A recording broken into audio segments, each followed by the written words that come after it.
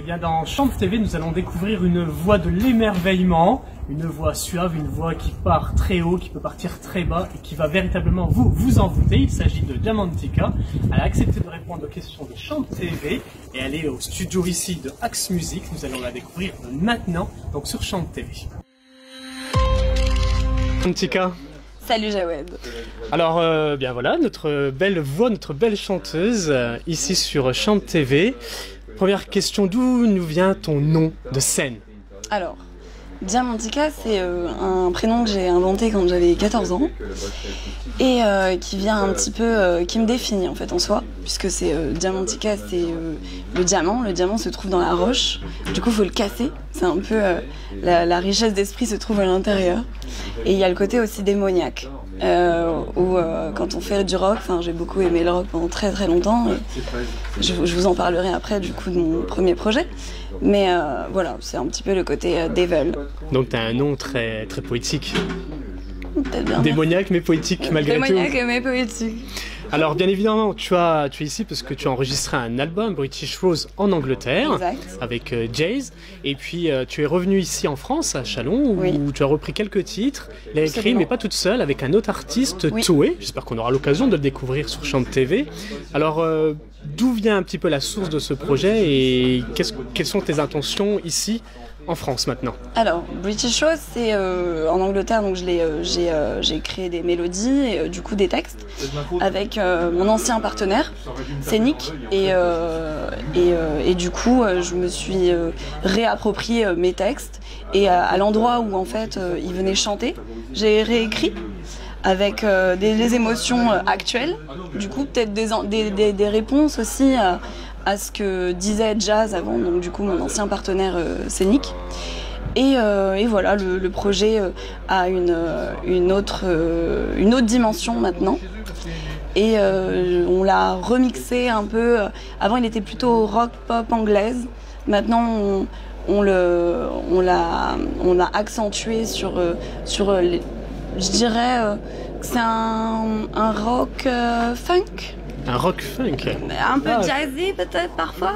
Oui. On essaie vraiment de le remoduler, de le revisiter en fait, et de se l'approprier à Toé et moi, et Franck Mucha aussi, qui a participé aussi à la réécriture avec moi, la réécriture, surtout les mélodies. Parce que la réécriture c'est vraiment moi.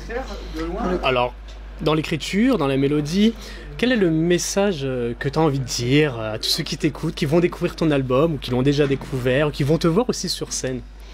Alors, l'écriture, je me suis mise à réécrire en français, puisque c'est un public, c'est destiné pour les Français aussi. Donc du coup, maintenant, on est sur de l'anglais et du français. Et du coup, ça parle beaucoup d'amour essentiellement. Et mine de rien, le fait que je l'ai écrit il y a 1 an, cet album, que je le revisite maintenant, ça me reconnecte en fait avec à toutes ces émotions passées.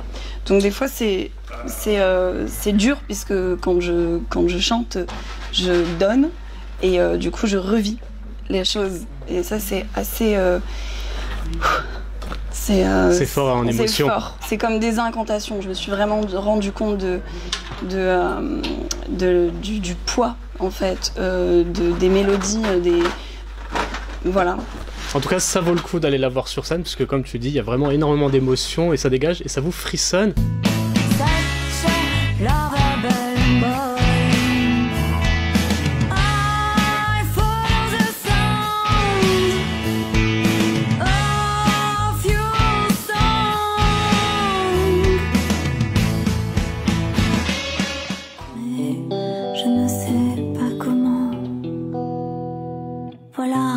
Je rêve qu'il n'y ait plus de murs qui séparent nos vies, que tous se parlent pour tuer l'ennui. Seul, je sais que ce jour arrivera. Et oui, qui vivra verra. Eh bien, un grand merci à Diamantika. On te souhaite un bel avenir devant toi.